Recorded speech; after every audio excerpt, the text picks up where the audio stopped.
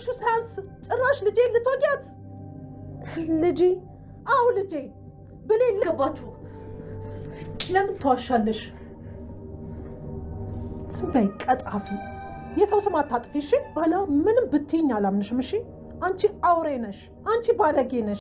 አፈቅርሻለሁ። ለአንቺ ስል ከአዲስ እጀምራለሁ። እኔም አፈቅራለሁ ዳግ።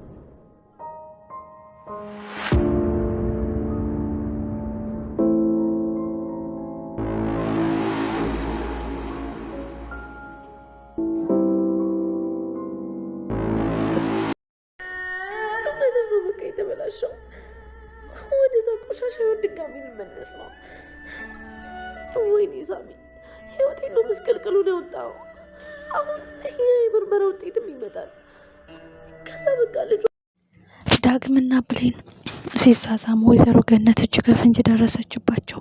ዳግም ለብሌን ወንድሟ ነህ፣ ብሌንም ለአንተ እህትህ ናት።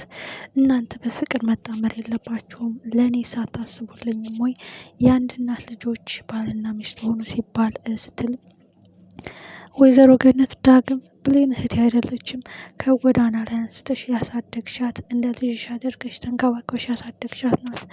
ስጋ የሚያገናኘን ጉዳይ የለም። ከአንቺ አብራክ የወጣች አይደለችም። እኔ ደግሞ አንቺ ነሽ የወለድሽኝ። ስለዚህ እህቴ ሳይሆን ፍቅሬ የልቤ ንግስት ናት ቢላትም ወይዘሮ ገነት እህትን እንድታገባ አልፈቅድልህም፣ ዳግም አድበህ ተቀመጥ ቢባልም አሁንም ወደ ፍቅራቸው ተመልሰዋል። ብሌንና ዳግም ሲሳሳሙ ወይዘሮ ገነት እጅ ከፍንጅ ያዘቻቸው። እጅግ ልቧ ተሰበረ።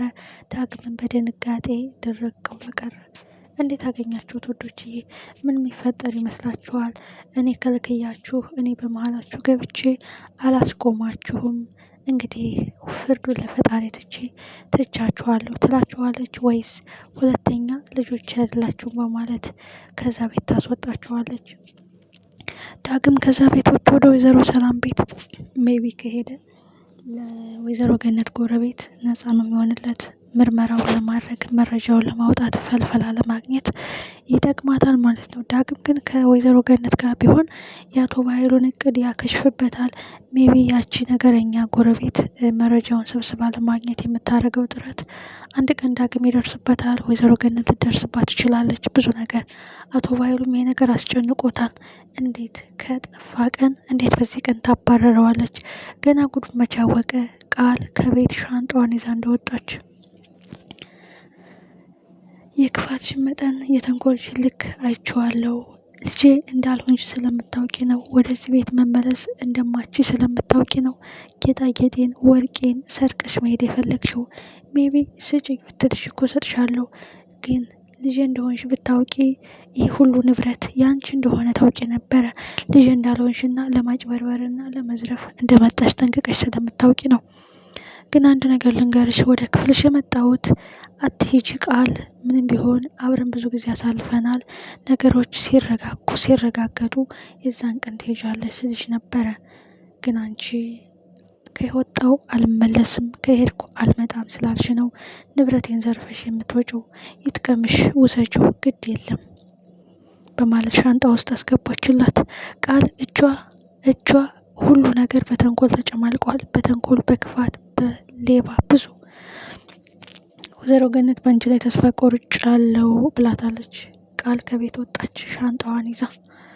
ወይዘሮ ሰላም ትልቅ ውሳኔን የወሰነችው። አቶ ባህሉ ደግሞ ይህን ጉዳይ ሲሰማ ጨርቁን ጥሎ ነው የሚጨልለው። አስቡት በጣም እና በጣም የሚገርምና የሚደንቅ ነገር ነው። ውድና የተከበራቸው ቤተሰቦቼ ቃልና በኃይሉ የሚዋረዱበት ቀን፣ ዳግምና ብሌን ነፃነታቸውን የሚያውጁበት ቀን፣ ብሌን የናፈቀቻት እናቷን አግኝታ በቅፏ የምታገኝበት ቀን፣ የምተኛበት ቀን፣ ለዘመናት በገዛ አጎቷ ህይወቷ የተመሰቃቀለው ብሌን በስተ መጨረሻ እድል ፊቷን ወደ እሷ እያዞረችላት ነው። ሜቢ ሳሚ አልሞተም። ሳሚ የሆነ ሰው ወደ ሕክምና ወስዶታል።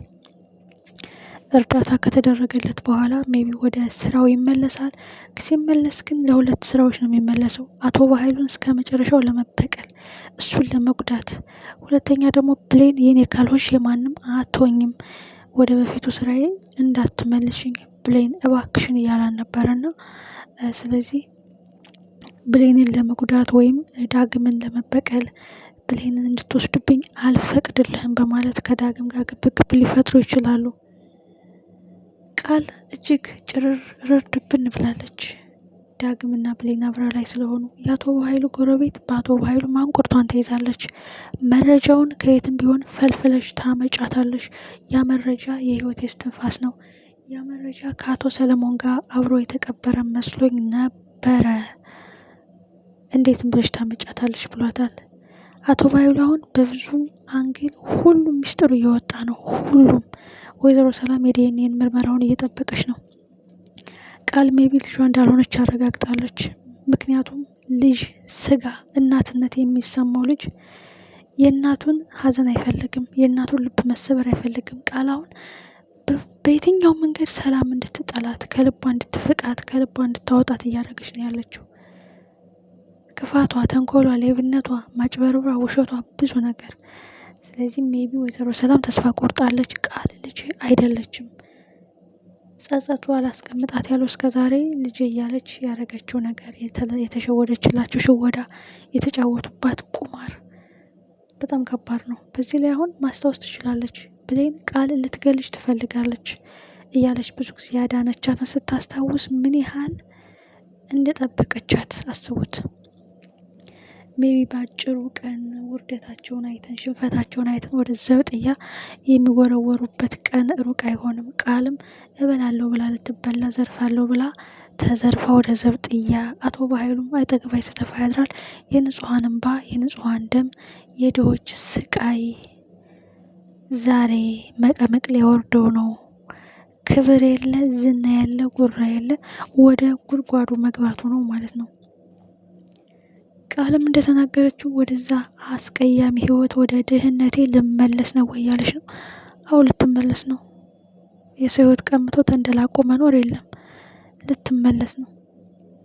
ሁሉም የእጁን ያገኛል። በሰፈረበት ቀን ይሰፈራል። በሰፈረበት ጽዋ ይጎነጫታል። እያንዳንዱ የጊዜ ጉዳይ ነው እንጂ የክፋቱን ልክ በዘራው ልክ መሰብሰቡ አይቀርም። እሾህ የተከለ እሾሁን መጨበጡ አይቀርም። ማር የዘራ ደግሞ ማር መጨበጡ አይቀርም ማለት ነው። ውዶች እንግዲህ በጣም ድምፄ ልክ አይደለም እና ይቅርታ ጠይቃለሁ። በተረፈ ለምታበረታቱ፣ ለምታግዙኝ በጣም ነው የማመሰግነው። የዘውትር ድጋፋችሁ አይለኝ። ዛሬም አበረታቱኝ፣ ደግፉኝ፣ ደገፍ አድርጉኝ ማለት ነው። እናመሰግናለሁ። በቀጣይ እስከምንገናኝ ባይ ባይ።